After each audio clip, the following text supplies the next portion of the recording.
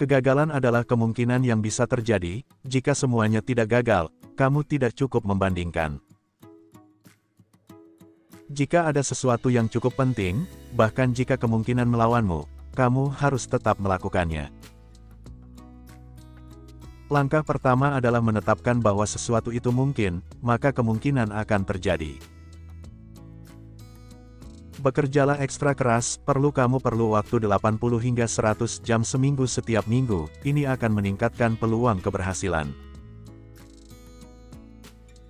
Orang bekerja lebih baik ketika mereka tahu apa tujuan dan mengapa, adalah penting orang-orang datang bekerja di pagi hari dan menikmati pekerjaan. Kesabaran adalah suatu kebajikan, dan aku belajar kesabaran. Ini pelajaran yang sulit. Hidup ini terlalu singkat untuk dendam jangka panjang. Kamu tidak boleh melakukan sesuatu secara berbeda hanya karena berbeda, sesuatu itu harus lebih baik. Kamu ingin ekstra keras dalam membuat hal terbaik yang kamu bisa, temukan semua yang salah dengan itu dan perbaiki, umpan balik-balik negatif, terutama dari temanmu. Merek hanya persepsi, dan persepsi akan diri dengan kenyataan dari waktu ke waktu, kadang ada di depan, di lain waktu di belakang. Tetapi merek hanya kesan kolektif yang dimiliki orang tentang suatu produk. Ketika di perguruan tinggi, saya ingin terlibat dalam hal-hal yang akan mengubah dunia. Sekarang aku sudah melakukannya. Optimisme, pesimisme, persetan dengan itu, kita akan mewujudkannya. Kamu harus cukup tergerak untuk mewujudkannya. Kalau tidak, kamu hanya akan membuat dirimu sendiri sengsara. Kamu ingin memiliki masa depan di mana bisa mengharapkan sesuatu menjadi lebih baik, bukan masa di mana kamu mengharapkan sesuatu yang lebih buruk. Kesalahan terbesarku mungkin terlalu bergantung pada bakat dan bukan kepribadian seseorang. Kupikir penting untuk seseorang memiliki hati yang baik. Tidak apa-apa untuk meletakkan semua telurmu dalam satu keranjang selama kamu mengontrol apa yang terjadi pada keranjang itu. Sangat penting untuk menyukai orang-orang yang bekerja dengan Anda, jika tidak, hidup dan pekerjaan Anda akan sangat sulit. Saat kamu mencoba membuat perusahaan, rasanya seperti membuat kue, kamu harus memiliki semua bahan dalam proporsi yang tepat. Jika ada sesuatu yang cukup penting, kamu harus mencoba, bahkan jika kemungkinan hasilnya adalah kegagalan. Kegigihan sangat penting, kamu seharusnya tidak menyerah kecuali kamu dipaksa untuk menyerah. Motivasiku untuk semua perusahaanku adalah untuk terlibat dalam sesuatu yang kupikir akan berdampak signifikan pada dunia. Terdapat bias luar biasa terhadap pengambilan risiko. Semua orang berusaha menghindarinya. Aku selalu punya optimisme, tapi aku realistis, bukan dengan harapan sukses besar saya memulai Tesla atau SpaceX hanya saja kupikir mereka cukup penting untuk dilakukan. Beberapa orang tidak suka perubahan, tetapi kamu perlu menerima perubahan jika alternatifnya adalah bencana. Gagasan belajar di pantai sebagai hal utama yang kulakukan sepertinya adalah ide terburuk, kedengarannya terlihat, aku akan menjadi gila, saya akan menggunakan obat-obatan, aku akan super-duper bosan, aku suka intensitas tinggi. Petik 2.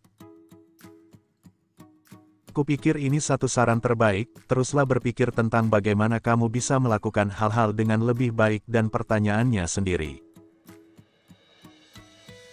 Aku hanya bisa menyaksikannya terjadi atau menjadi bagian darinya.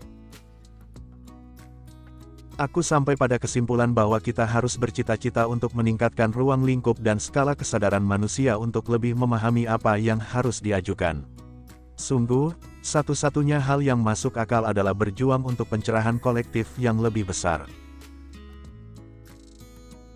Aku tidak akan mengatakan aku memiliki rasa takut yang sedikit, namun, aku ingin emosiku berkurang karena sangat mengganggu dan mendidihkan sistem sarafku. Perusahaan-perusahaan besar dibangun di atas produk-produk hebat.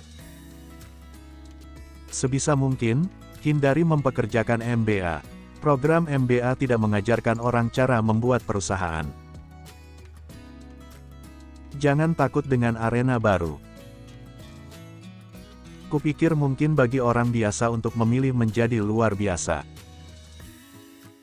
Jika kamu mundur beberapa ratus tahun, apa yang kita anggap remeh hari ini akan terasa seperti sihir, dapat berbicara dengan orang-orang dari jarak jauh, untuk mengirimkan gambar, terbang, mengakses sejumlah besar data seperti seorang peramal. Ini semua hal yang dianggap sihir beberapa ratus tahun yang lalu.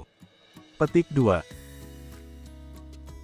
Jangan menipu diri sendiri untuk berpikir bahwa ada sesuatu yang berfungsi ketika itu tidak, atau kamu akan terpaku pada solusi yang buruk. Jika kamu bangun di pagi hari dan berpikir masa depan akan lebih baik, ini adalah hari yang cerah, tidak jika sebaliknya. Mengapa kamu ingin hidup? Apa gunanya? Apa yang menginspirasimu? Apa yang kamu sukai tentang masa depan? Dan jika masa depan tidak termasuk berada di luar sana di antara bintang-bintang dan menjadi spesies multiplanet, akan sangat menyedihkan jika itu bukan masa depan yang akan kita miliki. Aku tertarik pada hal-hal yang mengubah dunia, atau yang memengaruhi masa depan melalui keajaiban teknologi baru, di mana kamu melihatnya dan berkata, wow, bagaimana itu bisa terjadi? Bagaimana itu mungkin? Dengan menggunakan PayPal, aku berpikir, masalah apa sajakah yang paling mempengaruhi masa depan umat manusia? Bukan dari perspektif, apa cara terbaik untuk menghasilkan uang? Kupikir kehidupan di bumi pasti lebih dari sekedar memecahkan masalah itu harus menjadi sesuatu yang menginspirasi, bahkan jika itu bukan hal besar. Sungguh, satu-satunya hal yang masuk akal adalah berjuang untuk pencerahan kolektif yang lebih besar. Memulai dan menumbuhkan bisnis setara dengan inovasi, dorongan, dan tekad orang-orang yang melakukannya sebagaimana halnya dengan produk yang mereka jual.